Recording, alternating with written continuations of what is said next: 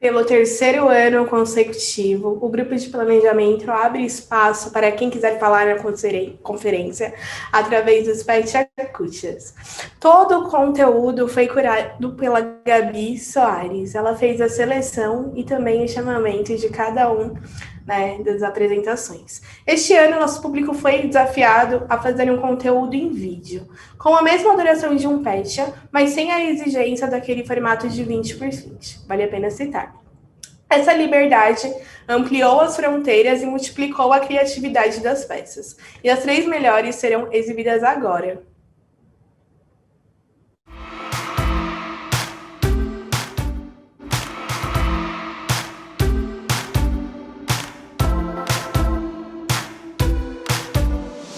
Ao longo da minha carreira, já recebi feedbacks como: você precisa se expor mais, fala qualquer coisa na reunião só para te verem. Eu me sentia desconfortável porque essa não era a minha natureza. Eu sempre fui uma pessoa mais de ouvir e fazer anotações do que só falar por falar. E eu sentia que esse meu jeito não se encaixava muito bem no nosso mercado de comunicação, de brainstorms, reuniões e workshops. E foi lendo O Poder dos Quietos, da maravilhosa Susan Cain, que eu descobri que meu jeito de ser não era errado. Na verdade, eu tenho um perfil de personalidade que não só o mercado de publicidade, como o nosso sistema extremamente competitivo não aceita lá muito bem. Eu sou introvertido, assim como aproximadamente 40% da população mundial que vive um sistema que premia a extroversão. Bom, mas se eu sou introvertido, não faz sentido eu estar aqui falando com vocês, certo? Eu deveria estar enrolado embaixo de cobertores, lendo e tomando uma xícara de chá de camomila, não é mesmo? Calma, porque isso é um grande preconceito que existe com relação a gente. Da mesma forma que não é todo extrovertido que sai pra curtir uma rave toda tarde, não é mesmo? A introversão é o espectro oposto da, sim, você acertou, extroversão. E é caracterizada por uma maior reatividade social por parte do indivíduo. Isso resulta em constante estado de alerta e atenção em ambientes sociais. Isso é perceptível já no berço. Em 1989, Jerome Kagan, um dos grandes psicólogos do desenvolvimento do século XX, expôs 500 bebês de 4 meses aos mais variados estímulos, de móveis coloridos a balões barulhentos. Desse grupo, cerca de 40% das crianças manteve a passividade e ficaram de boas, mas 20% entravam em desespero e esperneavam. O mais curioso é que, embora tenha sido o mais barulhento no experimento, o segundo grupo foi o mais que apresentou propensão a crianças e adolescentes quietos no futuro. Ou seja, um comportamento reativo evoluiu de choro e gritos na infância para uma visão mais analítica do ambiente na adolescência. Para sobreviver, passamos a olhar o ambiente com muito mais curiosidade do que pelo espectro social de formação de tribos. Nós desenvolvemos um raciocínio lógico mais aguçado que nossos companheiros extrovertidos, muito mais impulsivos, assertivos e confiantes. Somos excelentes ouvintes. Não nos sentimos muito seguros seguindo apenas uma linha de raciocínio e temos a tendência a criar diversas hipóteses para a resolução de problemas. Eu não sei contar vocês, mas me parece a descrição de um bom planejador. E é porque os introvertidos tendem a ser bons estrategistas de fato. O problema, como eu falei lá no começo, é que o nosso sistema não premia os quietos. Mesmo que líderes introvertidos tenham 20% maior capacidade de seguir sugestões externas e que equipes lideradas por pessoas desse perfil apresentem 24% melhor desempenho do que equipes lideradas por extrovertidos, de acordo com o estudo realizado por Adam Grant, professor da Universidade de Wharton. Veja, quando falamos que somos mais reativos às situações sociais, isso quer dizer que essas situações são mais cansativas. Literalmente, convívio social nos cansa. Ao contrário dos extrovertidos, que se sentem relaxados entre outras pessoas. Isso faz com que ambientes de trabalho em equipe sejam exaustivos para nós, ao passo que é completamente natural para extrovertidos, que, além de tudo, possuem mais facilidade no jogo político. Nossos escritórios Open Office são feitos para estimular a troca, o trabalho em grupo e a criatividade, mas estes podem intimidar introvertidos, que, no final do dia, trabalham muito melhor de forma solitária e em silêncio. E aí vem a questão. Como uma pessoa quieta se adapta a um mercado que adora gritar? Para isso, eu trago 3 pontos. E eu odeio admitir, o primeiro deles não é muito animador. A verdade é que o sistema não vai simplesmente mudar da noite para o dia. Sendo assim, minha primeira sugestão é fake it till you make it. Ou seja, sem filtro entre os extrovertidos. Eu sei que parece um tanto quanto hipócrita da minha parte, mas pense que você, introvertido, tem uma capacidade analítica aguçada. Então, use a seu favor. Observe extrovertidos que você admira e se inspire em sua linguagem corporal, sua postura, seu modo de falar. Use essas ferramentas em momentos estratégicos, como apresentações e reuniões, por exemplo. É um grande desafio e isso te deixará exausto, então considere um descanso solitário após o evento. O professor Brian Little, por exemplo, se tranca no banheiro masculino por 2 horas após qualquer palestra que ele dê. Mas você não precisa ser tão extremo. Você pode curtir um livro, você pode curtir um jantar, ou jogar videogame por 3 horas seguidas depois da sua reunião. A segunda sugestão é utilize as ferramentas digitais. Se sente desconfortável para expor suas ideias em reuniões? Não tem problema. Envie-as previamente para o seu chefe por e-mail para que ele possa ser seu aliado na hora de defendê-las. Envie perguntas pelo chat do WhatsApp, pelo chat do Teams, pelo chat do Zoom. Não precisa usar seu microfone na hora da reunião. Faça sessões de brainstorming por WhatsApp com seus colegas. Desenvolva materiais de pre-reading antes das reuniões e compartilhe com seus colegas se for algo muito importante. A pandemia nos abriu algumas portas, então vamos aproveitá-la a nosso favor. E por último, para os líderes e gestores que estão aqui, saiba olhar para a sua equipe.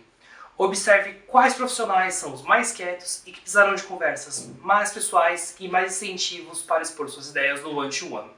Saiba identificar o público de reuniões onde os funcionários mais quietos podem ganhar confiança para falar em público e peça que eles se apresentem em seus trabalhos sempre que possível, para que eles adquiram o hábito de fazer apresentações. Identifique os extrovertidos e estimule alianças entre eles e os introvertidos, para que a equipe tenha ideias mais ricas e mais defensáveis em discussões acaloradas. Se possível, mantenha o diário da sua equipe para que você possa distribuir melhor seus talentos.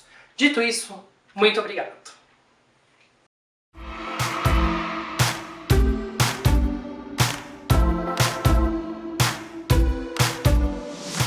Olá, primeiro de tudo, me chamo Gabriel. Eu gostaria de trazer aqui hoje algumas reflexões sobre a periferia, ou pelo menos a ideia e algumas percepções que vocês devem ter em relação a isso, né? E para isso eu vou contar um pouco da minha trajetória pessoal e da minha trajetória profissional, que está totalmente ligada a isso. Eu sou nascido, criado e vivo até hoje aqui no Conjunto José Bonifácio, em Itaquera, tá? No extremo leste de São Paulo. Pode parecer chocante, mas Itaquera já existe antes mesmo da Copa do Mundo, tá? Então para mim sempre foi minha casa, minha família mora por aqui, eu sempre estudei por aqui. E, enfim, conforme eu fui crescendo, né, eu fui conhecendo outras regiões da cidade, né, então, principalmente na Zona Leste, né, então eu trabalhei, estudei, tinha uma vida social, uma rotina que era pelo Tatuapé, na Moca, na Penha, enfim, que eram os bairros referências, bairros nobres da Zona Leste, né, porque a Zona Leste não é só periferia. Tá? E a virada de chave, né, acho que o grande ponto que traz algumas reflexões para mim é quando eu comecei a faculdade, né? Eu me formei em design digital estudando no bairro do Morumbi, né? Próximo ao shopping. E principalmente nessa mesma época, eu entrei em planejamento estratégico em agências, né? Então, eu trabalhei na Avenida Paulista e atualmente eu trabalho no Cidade Jardim. E é engraçado essa noção, né, da realidade, da origem, porque eu precisei me locomover a uma distância de praticamente 80 quilômetros por dia para perceber que eu era um sujeito da periferia, né? Então eu precisei sair da periferia para me ver como uma pessoa da periferia. E essa mudança de realidade, né, transitando em outros ambientes com diferentes tipos de pessoas, me fez ter um choque de realidade, assim, que me fez repensar de como eram essas discussões que essas pessoas tinham, né, as referências que essas pessoas tinham, e até mesmo a lógica de cidade que essas pessoas, que era popularizado, que não necessariamente traduziam a realidade de São Paulo. Então, por um lado, eu via todo esse estereótipo negativo, né, essa imagem datanesca da vida sobre as periferias, né, que era sobre pobreza, violência, uma desigualdade, né, tráfico, todas essas problemáticas que na minha vida eu nunca tive essa rotina, né, nunca tive essas situações que pautada, eu conheço pessoas com essas referências, mas, por outro lado, também eu comecei a ter uma noção de que a imagem de São Paulo, né, a ideia de São Paulo, estava toda centralizada na Paulista, no Ibirapuera, no Anhangabaú, e convenhamos que era extremamente limitada. Né? Então, eu percebi que a discussão e o referencial de cidade de São Paulo, ele sempre foi extremamente limitado, que ele não condiz com a realidade do que é São Paulo, né? Então, o meu referencial, eu comecei a me dar conta que ele era do mundo real, ele era outro referencial, né? Eu comecei a perceber que a São Paulo da Avenida Paulista não era São Paulo dos paulistanos. Só que não necessariamente as pessoas começavam a entender isso nas discussões, nas referências que elas iam construindo, né? E até mesmo a ideia das periferias, né, de todo esse estigma negativo que existe, não necessariamente é o real. Então, eu vejo no entorno pessoas que têm orgulho de morar na periferia, né, que não pretendem sair da periferia, existem pesquisas mostrando isso, né, existem ideias de que as pessoas da periferia são solidárias, né, então existe todo um referencial positivo sobre essas quebradas, e tem referencial de potência, assim, absurda, né, então, tanto movimentos culturais, a gente vê aí o maior canal de música do mundo, vindo da periferia e ainda bebendo da periferia, né? Então a gente tem toda uma construção de potência criativa que, sinceramente, foi quando eu me dei conta que, estando no centro, né, vivendo em bairros de privilégio, eu comecei a perceber que o sonho de cidade que essas regiões almejavam, ele já acontecia nas quebradas, né? Ele já acontecia nas periferias. Então eu via meio que uma ideia de cidade na região do centro-oeste, né, do centro-sul, que já acontecia nas periferias, né? E isso pautado muito em movimentos urbanos e sociais que eles surgem como uma grande novidade na Vila Madalena, em Pinheiros, na Pompeia, no Morumbi, e que já existem nos bairros extremos há muitos e muitos anos, né? Então, um exemplo aqui, acho que a ocupação do espaço público, né, pós-gestão Haddad, principalmente, é uma coisa que o funk existe nos bairros, nas ruas, desde a década de 90, né? Então, por que nunca foi chamado como ocupação de espaço público, né? Então, ele existe antes da Vila Madalena começar a usar cadeira de praia na calçada, né? Antes da Avenida Paulista ser fechado para carro, já existia ocupação de espaço público. Por que essa discussão não era assim? Né? A gente vê também essa questão da bicicleta, né? Os ciclistas paulistanos, eles são da classe C, D e E. Os bairros, né, onde mais se pedala, eles ficam todos nas periferias da zona norte, leste e sul. Só que quando você olha toda a discussão sobre mobilidade urbana e toda a atuação do poder público, ele fica totalmente centralizada nos bairros do centro expandido, né? Então a gente vê aqui que as regiões com mais quilômetros de ciclovia, eles são todos ali da região do centro expandido, e as com menos ciclovia é exatamente onde as pessoas pedalam, né? Então é exatamente nos extremos da cidade que tem menos suporte ali do poder público. E é engraçado que essa narrativa de novidade sobre a cidade, ela acaba invisibilizando iniciativas e espaços que a inovação já existe, né? Tem uma notícia aqui de 2015 que fala sobre espaços urbanos de horta, e comenta aqui que a primeira horta comunitária no espaço público de São Paulo. E aí eu me pergunto, como que uma horta pública, né, na Pompeia, foi a primeira em São Paulo, sendo que existem bairros rurais na cidade? Existem iniciativas ecológicas que têm exatamente a mesma ação há muitos anos e fazem muito mais ainda, né? Então, tem exemplos na região do Grajaú, tem exemplos no extremo norte, assim, tem uma ilha na cidade de São Paulo, né? Então, isso tudo me fez pensar, né, acho que essa dinâmica do mundo, do mercado, da sociedade estarem demandando diversidade de ideias, de pessoas, de referências, que para mim a grande mensagem disso tudo que eu quero falar é: olhem para a periferia, né? Entendam a periferia, incluam pessoas da periferia, né? Então, a principal mensagem que eu quero deixar aqui é basicamente que não vai ser bebendo só em Pinheiros, abrindo empresa na Vila Madalena, contratando gente que estuda na ESPM e indo em atividades culturais só na República, porque vocês vão conseguir construir essas referências plurais, tanto para as marcas, mas principalmente para suas vidas, né? Então, a grande mensagem é: olhem para a periferia, tá? Muito obrigado, eu deixo aqui um pouco alguns contatos, né, de e-mail, Instagram e LinkedIn, e eu estou aberto a conversar e discutir um pouco mais sobre esse assunto.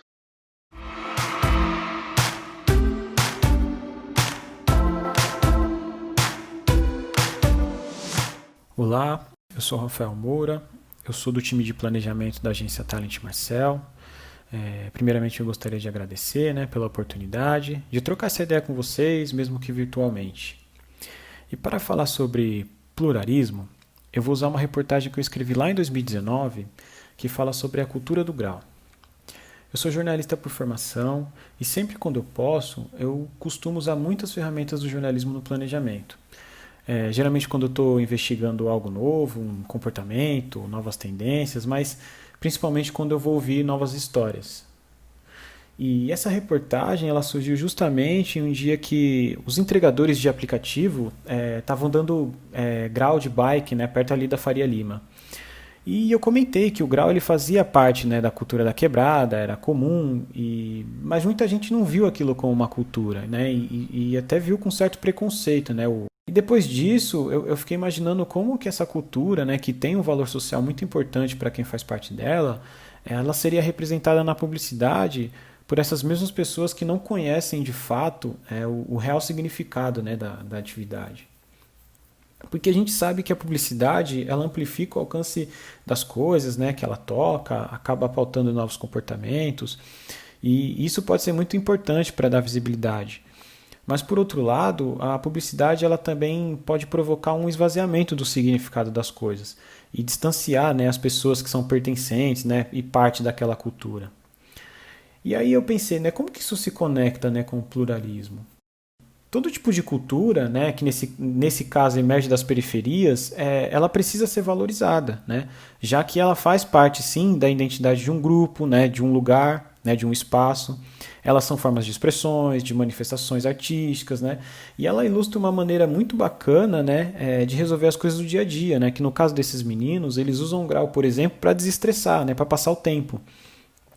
E a cultura de empinar moto, por exemplo, ela é muito forte, né, em algumas periferias do Brasil. E ela começa desde cedo, né, nas primeiras pedaladas, né, nas bicicletas, e ela é muito puxada pela febre entre os mais jovens, né, que sonham em ter uma moto, né, e que ao mesmo tempo essa moto ela vai ser usada como meio de locomoção, né, como ferramenta de trabalho e para o lazer, né, e puxando um pouco também a questão da ostentação, que é muito forte na perifa também. E o grau ele faz parte desse lazer. Tanto que muitos, né, desses motocas do grau, eles defendem que o grau é a cultura das comunidades. E se engana quem acha que só homem dá grau, tá?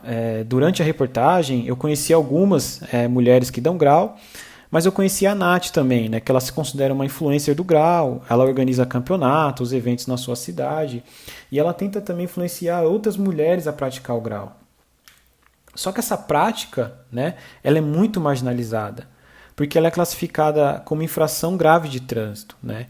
Então, muitos desses motocas, eles estão se mobilizando pelas redes sociais, eles estão lutando pela descriminalização do grau, né?